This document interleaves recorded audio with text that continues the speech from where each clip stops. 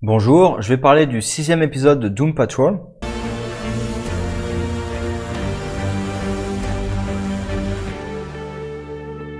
Premier épisode de la série qui se concentre sur la Doom Patrol, mais évidemment pas celle qui va se former ou qui s'est plus ou moins déjà formée vu qu'ils ont toujours pas utilisé le nom, mais la Doom Patrol précédente. Alors, j'aime bien l'idée qu'ils ont exploitée avec cette Doom Patrol. Après, c'est un épisode où il y a quand même beaucoup de setup. C'est-à-dire que là, l'équipe est coupée en deux. Avec d'un côté, il y a Cyborg et Robotman qui restent vraiment de leur côté, hein, dans tous les sens du terme. De l'autre côté, il y a Jane, Rita, Larry qui vont explorer justement cette piste de la Doom Patrol. Avec, faut le dire clairement, Rita en vedette de l'épisode. Jane, Larry, Robotman et Cyborg ne sont là en fait que pour faire du setup pour leurs arcs qui vont venir, ou qui sont en cours en tout cas, mais qui vont continuer dans les épisodes à venir. Donc je vais peut-être commencer par parler de ça. Le gros de l'épisode, c'est Rita. Ce qu'ils font avec le personnage, comme je dis au début, franchement, c'était Rita et Larry, c'était deux personnages où je savais pas ce qu'on allait pouvoir raconter avec. Et au fur et à mesure, j'ai vu, et il y a à raconter avec.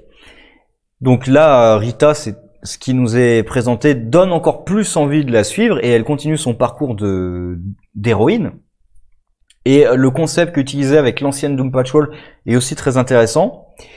Bref, sinon toute la partie setup, c'est donc Robotman et Cyborg qui sont encore dans le manoir. Robotman Cliff qui cherche à trouver les traces de sa fille. Alors j'ai envie de dire, ça lui prend un peu de temps. Alors, il y a le Chief qui lui avait menti sur le fait qu'elle était morte, mais bon, ça fait quand même 30-40 ans.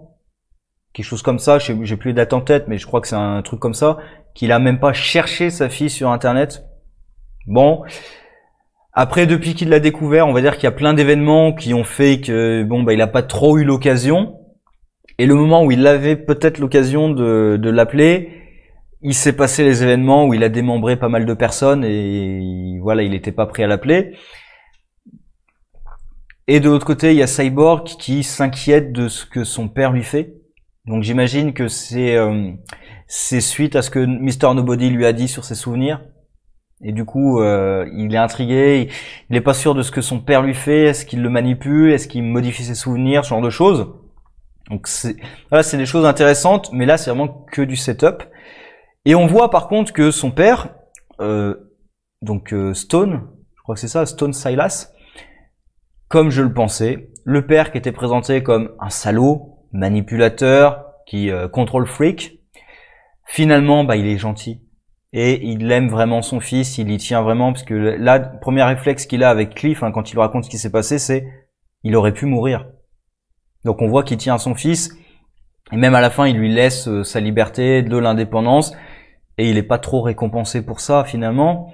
Et de l'autre côté, le Chief qui était présenté comme plutôt sympathique, et lui par contre on se rend compte que non, il est pas si sympa que ça. Déjà dans l'épisode précédent avec Kip, on voit qu'il est pas si sympa que ça, qu'il a des trucs cachés.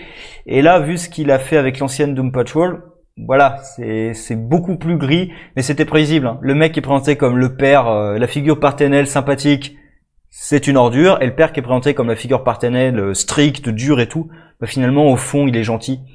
C'est pareil avec Umbrella Academy. Moi j'étais convaincu que le patriarche là était gentil et qui tenait vraiment aux enfants, puisqu'on nous le présente comme un dur et un sec. J'étais sûr qu'il était gentil. On verra si vraiment il est vraiment gentil ou s'il est en nuance de gris. Bref, restons sur Doom Patrol. Le père d'ailleurs qui, à mon sens, aurait dû se rendre compte que la clé USB lui était volée, quoi. Parce que déjà, on sait tous, quand Cyborg le hug, on sait tous que c'est pour lui piquer la clé USB. Et surtout, un truc tout con, mais tu vérifies dans tes poches. C'est surtout quand il reprend l'avion en plus pour repartir. Mais même moi, quand je sors de chez moi, je vérifie que j'ai bien pris ce que j'avais dans les poches. Je vérifie que j'ai mon téléphone, que j'ai peut-être mes clés, peut-être. Enfin, en général, tu les sens quand même. Mais voilà, quand t'as des trucs dans les poches importants, tu sors de chez toi, tu vérifies que tu les as bien pris, quoi. Surtout une clé USB, c'est un tout petit truc machin, c'est un truc que tu perds tout le temps. Comme ils font des clés de plus en plus petites, c'est un truc que tu perds tout le temps. Enfin, peut-être pas tout le monde, mais voilà, c'est un truc que tu laisses souvent sur le PC sans faire gaffe. Il aurait pu juste tapoter sa poche pour vérifier et ça casserait tout. C'est un détail, hein, vraiment, c'est un détail, mais son père va s'en rendre compte. Et donc, la relation il essayait de laisser un peu de liberté à son fils, là il se rend compte qu'il l'a volé parce qu'il lui fait pas confiance. Ça va être un peu délicat la relation père-fils entre les deux, hein. Encore plus que ça ne l'est déjà. Alors que là, ça avait l'air de se réchauffer en plus. Mais bref, Cyborg veut le fond de la vérité, donc. Sinon, il y a le setup, mais qui est lié à l'histoire principale avec Jane et Larry, qui sont là d'ailleurs que pour faire ce setup-là sur leur passé, puisque Mento leur envoie des visions de ce qui les effraie le plus, hein, les choses qui les perturbent le plus. Là, le problème, tout simplement, c'est que on sait pas ce que c'est. On sait pas ce que ça veut dire. C'est uniquement du setup. Le type là, un peu la Scarecrow d'ailleurs avec les aiguilles là. Scarecrow dans les jeux Arkham, hein, c'est un peu ça. On sait pas ce que ça veut dire. Le Jane avec les pièces de puzzle, c'est certainement lié au traumatisme qu'elle a subi gamine, mais on sait pas ce que ça veut dire. Du coup, forcément, ça a pas le même impact. Rita, même si on sait pas ce que ça veut dire, visuellement, c'est déjà un impact. Même si on n'a pas le fin mot de l'histoire, voir une amie, on sait pas si c'était une amie, mais en tout cas une connaissance à elle, Marie-Beth, se tailler les veines sous ses yeux, même si on n'a pas tout le contexte, clairement, on comprend quels sont ce que ça fait pour le personnage en tout cas. Que d'une manière ou d'une autre, elle revit le suicide de quelqu'un qu'elle a connu, qui l'a perturbé beaucoup à l'époque, visiblement, dont elle se sent peut-être responsable, ou dont elle est réellement responsable, on n'en sait rien. Alors ça c'est un truc... C'est toujours l'inquiétude que j'ai de toute façon quand on nous parle de passé tragique de personnages, c'est est-ce qu'ils vont oser aller vraiment jusqu'au bout. Jane, c'est l'inquiétude que j'ai, c'est est-ce qu'ils vont vraiment faire un passé horrible. Après, quand on a vu le flashback de Cyborg où on n'y allait pas mollo sur ses blessures, je me dis qu'il y a des chances qu'ils y aillent vraiment à fond. Sur la violence, ils ont l'air d'y aller. La violence d'ailleurs physique et psychologique aussi. Ce qui serait une bonne chose. Puisque là, moi, ce que j'aimerais, c'est que Rita se sent coupable. J'aimerais vraiment qu'ils y aillent à fond et qu'ils montrent que Rita est coupable. C'est pas juste, elle se sent coupable, mais en fait, c'est pas vraiment de sa faute. Non, qu'ils montrent qu'elle est vraiment coupable. Parce qu'on voit que Mento, après avoir lu ses pensées, la quitte. Donc c'est pas un truc, c'est pas censé être un truc dont je me sens coupable, mais en fait, c'est pas vraiment moi. Non, ça doit vraiment être quelque chose dont elle est coupable. Mais est-ce qu'ils vont vraiment oser y aller? Mais Rita suit un arc de personnage assez intéressant parce que au début vraiment elle était renfermée et tout. Alors on la voyait vraiment vaine sur son apparence avec des photos d'elle sur le miroir et tout. Quand elle sort, le truc d'ailleurs qui la perturbe, c'est son image publique. C'est le fait que on pense qu'elle a tourné dans des pornos. C'était ça qui l'a perturbée. Voilà, c'est pas des sujets non plus. Et là, on se rend compte que non, elle a quand même beaucoup plus de profondeur que ça. En plus, elle a un arc d'héroïne. Avec Elliot, d'ailleurs il y a un double sens au début de l'épisode qui est intéressant, quand elle est toute seule sur le banc où il y avait Elliot, et Clary qui vient en disant voilà il reviendra pas, il y a un double sens sur le Chief à la fois, et Elliot, ce qui laisse suggérer que Elliot est véritablement mort, qu'elle a échoué à le protéger. Ce qui serait logique d'ailleurs puisque c'est le livre qui a produit le Dick Creator, donc il y aurait une certaine logique qu'il ait disparu en fait. Avec l'avènement du Dick Creator et le Recreator ne soit pas capable de le recréer par exemple parce que ça crée un paradoxe peut-être ou quelque chose comme ça, je ne sais pas, mais il y aurait une certaine logique à ce que Elliot soit vraiment décréé définitivement. Bref, donc le personnage de Rita est intéressant. Ce qui montre avec elle, il y a le côté film d'horreur qui va pas très loin non plus, essentiellement parce que ça sert à faire du setup sur les personnages, du setup dont on sait pas ce dont ils retournent. On comprend que c'est lié à leur passé, mais on sait pas vraiment ce que ça veut dire. Donc, le côté horreur et il y a un truc bizarre aussi avec ça, c'est sur le médecin qui parle de ses pouvoirs, du fait qu'il veut pas les utiliser et tout, et on sait toujours pas ce que c'est à la fin. Alors est-ce que c'est un setup aussi pour plus tard? Mais c'est vrai que ça fait très bizarre. Parce que dans ses visions, on lui dit qu'il faut utiliser ses pouvoirs, on le voit pas le faire, et à la fin il dit qu'il veut pas utiliser ses pouvoirs, mais on sait toujours pas ce que c'est. Donc c'est un petit peu bizarre, je sais pas s'ils vont en reparler plus tard, s'il va réintervenir plus tard. Est-ce que Nobody va s'en reprendre encore à l'ancienne Doom Patrol? Je ne sais pas. Sinon, l'ancienne Doom Patrol, ils suivent une idée qui est toujours très intéressante dans les comics, qui est plus ou moins bien traitée, c'est le super-héros, surtout avec des pouvoirs psychiques, qui devient fou. Ça, c'est quelque chose d'extrêmement intéressant. Il y avait notamment ça dans Logan, avec Xavier qui perd un peu l'esprit et dont on soupçonne d'être responsable de l'événement qui a tué les... Enfin, d'ailleurs, ça, c'était un truc intelligent dans Logan, c'est de pas dire quel est l'événement qui a eu lieu. Alors apparemment, je crois qu'ils avaient prévu de le faire, mais finalement, ils l'ont pas fait. Je trouvais ça plutôt intelligent. Comme je disais, pour les traumatismes des personnages, le simple fait qu'on ne sache pas ce qui s'est passé fait qu'on imagine des trucs encore pires que ce qu'on aurait pu nous montrer. Bref, il y a un peu ça dans Legion aussi, même si le personnage au départ on nous dit qu'il est pas vraiment fou, qu'on lui a fait croire qu'il était fou, mais il est pas très bien non plus. Il y a ça, j'ai l'impression, dans le prochain film des New Mutants. Donc voilà, c'est un personnage qui est maléfique, mais juste qui perd l'esprit et qui a des pouvoirs dantesques, surtout des pouvoirs psychiques. C'est quelque chose d'intéressant. Là, le tout petit hic que j'ai dans la machine, c'est que Rita ne réagit pas quand elle le voit jeune. Parce que je disais ça comme anecdote sur les autres personnages, mais personne ne vieillit dans cet univers. C'est la première réaction que j'ai eue face à Mento, et c'est justifié en effet. Parce qu'en fait, la première réaction que j'ai eue vraiment, c'est personne vieillit. Ça doit être un truc mental.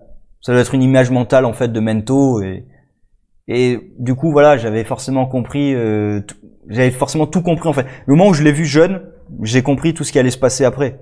Que tout se passait dans leur tête en fait et que c'était un asile. Alors, un asile gentil, mais un asile. Voilà.